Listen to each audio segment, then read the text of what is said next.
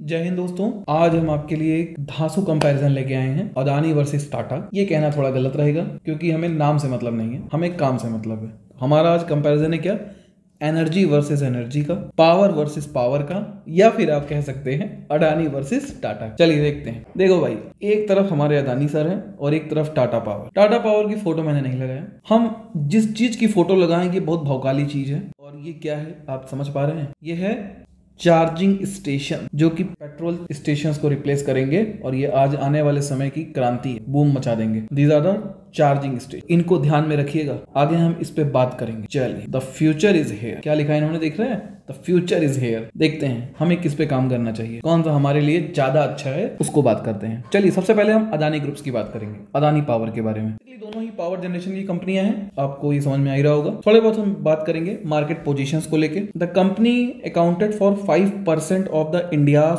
Total power generation from thermal power plants and 15% of all the power generators by private sector thermal power plants as of March 31, 2022। 2022 तक India का total 5% power generation का काम thermal power plants के जरिए ये लोग करते हैं, अदानी ग्रुप्स के लोग करते हैं। अदानी पावर देखता है। अगर इनकी पावर कैपेसिटी की अगर इनकी बात की जाए, Adani power install thermal power capacity of 13,650 megawatt. Number याद रखिएगा, 13,650 मेगावाट का इनके पास थर्मल पावर का कैपेसिटी है। ठीक, spread across 6 power plants in Gujarat में भी है, महाराष्ट्र में भी है, कर्नाटक में है, मध्य प्रदेश में है, छत्तीसगढ़ में है।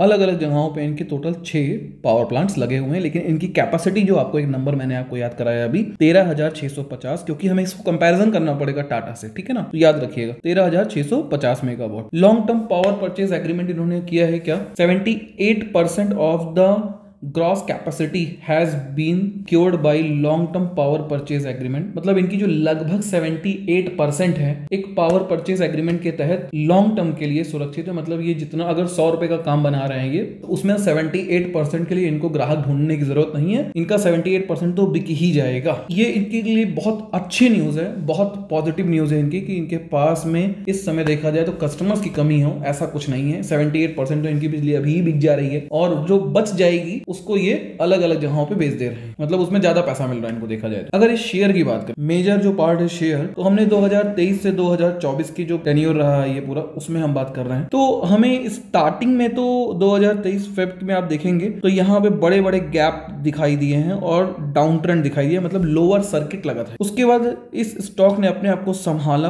और मार्च के बाद अपनी एक रिकवरी पकड़ी और मार्च के बाद ये शेयर फिर ऊपर ही की नजर देखता गया, ऊपर ही आसमान को देख के उड़ता गया और इसने वापसी को नहीं देखा जाए तो पहला इसने सपोर्ट जाके लिया था 300 पे, ये शेयर जो कि 142 रुपए का था, ये सीधा डबल होने के बाद सपोर्ट लिया था 300 रुपए पे। उसके बाद इसने अगला सपोर्ट लिया है 500 रुपए पे। मतलब ओवरऑल अगर हम एक साल में बात करें तो 150 रुपए का शेयर 500 रुपए का हो चुका है, 550 रुपए का ट्रेड कर रहा है। लगभग 300+%, 300+% रिटर्न दिया है शेयर ने। आगे क्या होगा उसके बारे में हमें चर्चा करनी है। जिन्होंने लिया बहुत अच्छी बात है, जिन्होंने नहीं लिया उनके लिए और भी अच्छी बात है, क्योंकि उनके पास और अच्छे मौके आ सकते हैं। चलिए देखते हैं। फिलहाल इस शेयर का आप देखेंगे तो RSI कभी भी 20 के नीचे गया ही नहीं इस साल में, जब से ये शेयर भागना शुरू किया है। ये एक बहुत बढ़िया न्यूज है। तो अब हम बात करते हैं टाटा पावर की। टाटा पावर में हम क्या देखने को मिलता है? Tata power company limited is primarily involve in business of the generation, transmission and distribution. ठीक है, ये इलेक्ट्रिसिटी के जनरेशन, डिस्ट्रीब्यूशन सब में इन्वॉल्व है। अगर हम बात करें, it aims to produce electricity completely through renewable sources. It also manufactures solar roof and plan to build 1 lakh EV charging station by 2025. 1 lakh EV charging stations लगाने का प्लान है इनका। क्या देखने को मिल रहा है? The company has 14,381 megawatt energy capacity. इनका जो पोर्टफोलियो है वो कितना है? 14,381 मेगावाट। और अब हम जरा इसको कंपेयर करेंगे अदानी से, तो अदानी का था 13,650 और इनका देखने को मिल रहा है कितना है ये? 14,381। तो भैया यहाँ पे देखा जाए तो टाटा ग्रुप में +1 मिलता है, क्योंकि इनकी करंट टाइम पे थर्मल कैपेसिटी ज्यादा है, एनर्जी प्रोडक्शन की कैपेसिटी इनकी ज्यादा है। इसमें हमें देखने को क्या मिल रहा है? विच इंक्लूड्स 8,860 मेगावाट थर्मल है मतलब इन्होंने वैरायटीज रखी हैं, ये एक पे आश्रित नहीं है। थर्मल भी है इनके पास में, विंड भी है, 880 हाइड्रो भी है, 443 मेगावाट वेस्ट हीट रिकवरी भी है। मतलब देखा जाए तो इन्होंने काफी ज्यादा वैरायटीज रखी हैं। वहां पे थर्मल पे ज्यादा फोकस किया गया, थर्मल पावर प्लांट ही उनके हैं। और अगर थर्मल से कंपैरिजन किया जाए तो इनके पास 8860 है और अदानी के पास हमें देखने को कितने मिले थे, 13650 थर्मल पावर कैपेसिटी। टाटा में वैरायटीज हैं पावर प्रोडक्शन की और यहाँ पे सिर्फ थर्मल को ही देखने को मिल रहा है। तो इनका जो स्पेंड है वो 3 मिलियन से 12 मिलियन हो गया है, मतलब लगभग 4 टाइम्स हो गया। ये एक बहुत बढ़िया पॉजिटिव न्यूज मिल रही है सामने हमारी कि टाटा का काम बहुत तेजी से बढ़ चुका। Number next, it is the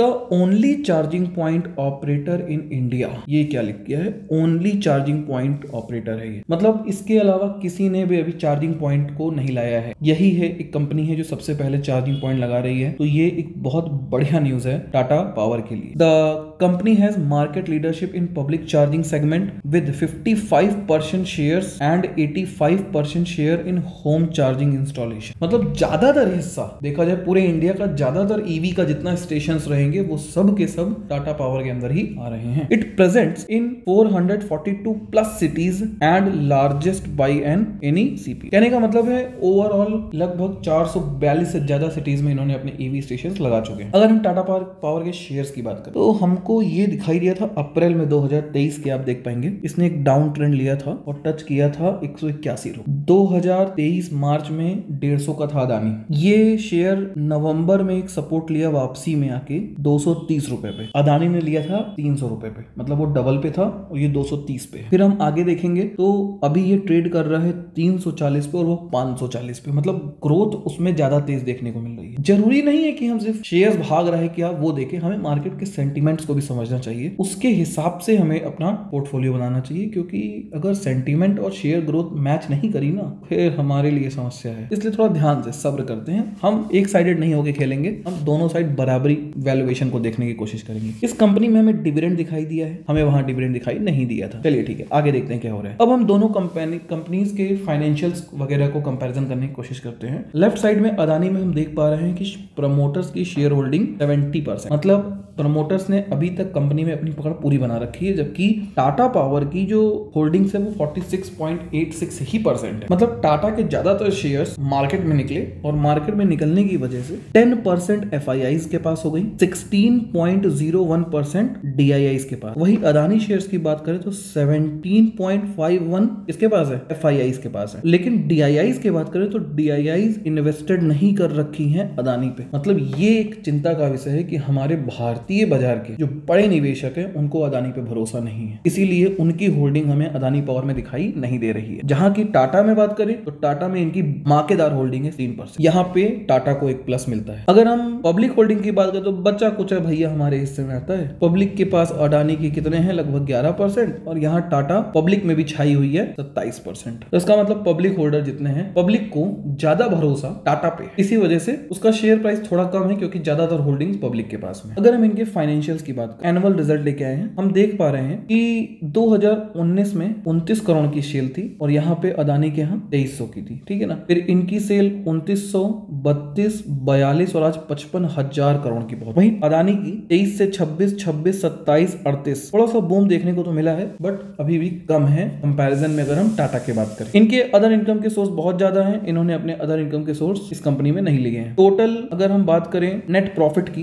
तो नेट प्रॉफिट निकल के आता है 610 करोड़ का 2023 में और इनका 10,000 करोड़ का। बहुत ज्यादा है इनका नेट प्रॉफिट। तो नेट प्रॉफिट ज्यादा होने की क्या वजह है, जब सेल इनकी कम थी। तो नेट प्रॉफिट ज्यादा होने की वजह है इनका एक्सपेंडिचर। 43,000 करोड़ की टोटल इनकम पे इनका 32,000 करोड़ रुपए खर्च हुआ, लगभग हम कह सकते हैं 80%। लेकिन वहीं अदानी में हम देख रहे हैं तो 56,000 करोड़ पे लगभग 50,000 करोड़ रुपीस खर्च हुए हैं टोटल एक्सपेंडिचर्स में। ये ज्यादा नंबर। अगर हम इंटरेस्ट की बात करें तो टाटा पे इंटरेस्ट ज्यादा लग रहा है, अदानी में इंटरेस्ट कम है अभी। तो ओवरऑल अगर हम देखें अडानी का प्रॉफिट मार्जिन ज्यादा दिखाई दे रहा है कंपैरिजन टू टाटा। चलिए बात करते हैं balance sheets. Reserve and surplus, company के पास पैसा कितना है तो 16,000, 17, 20, 22, 28, मतलब कंपनी के पास इस समय 28,000 करोड़ टाटा के पास पड़े हुए हैं अदर इन्वेस्टमेंट करने के लिए, कंपनी के लिए। जबकि अदानी के पास ऐसा देखने को नहीं मिल रहा है, शुरू में तो नेगेटिव था, अब इन्होंने अपना कुछ रिजर्व बढ़ाया है तो इस समय 12,500 करोड़ रिजर्व है। देखना ये है कि 2024 का जो क्वार्टर रहेगा मार्च में, उसमें क्या रिजल्ट आता है, क्या रिजर्व दिखाते हैं इन लोग, तो वो एक देखने वाली बात होगी, क्योंकि इलेक्शंस भी हैं। अगर इनके रिजर्व कम होते हैं तो डेफिनेटली इनके शेयर में बहुत बड़ा इंपैक्ट दिखाई देगा। तो नेट कैश फ्लो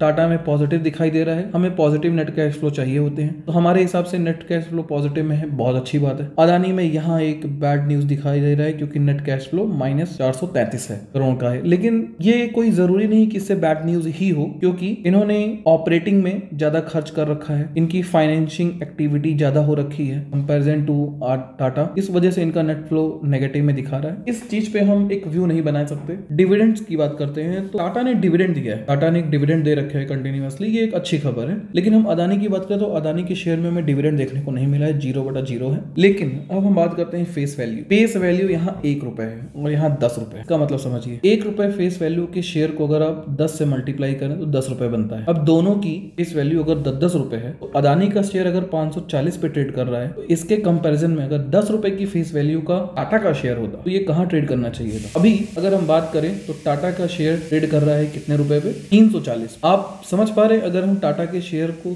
340 गुणे 10 कर दें तो ये पहुंच जाता है कहाँ पे, 3400 रुपए पे। मतलब ये इसकी एक्चुअल प्राइस बन जाती अगर ये 10 रुपए फेस वैल्यू का शेयर होता, लेकिन ऐसा नहीं है। तो ये एक प्लस पॉइंट है। ये कुछ चीजें थी जो मैं आपके सामने लेके आया हूँ। कौन सा शेयर आपके हिसाब से अच्छा है, तो आप इन दोनों शेयर्स में जिसको आपको ज्यादा पसंद हो उसमें आप इन्वेस्ट कर सकते हैं। ओवरऑल अगर हम देखें, मैं किसी भी शेयर के लिए पक्षधर नहीं हूं। मैंने अपनी तरफ से दोनों ही शेयर को बराबर वैल्यू दी है और बराबर ही डिटेल में समझाने की कोशिश की है। आप अपने रिस्क कैपिटाइट के हिसाब से ही ट्रेड लीजिएगा। क्यों?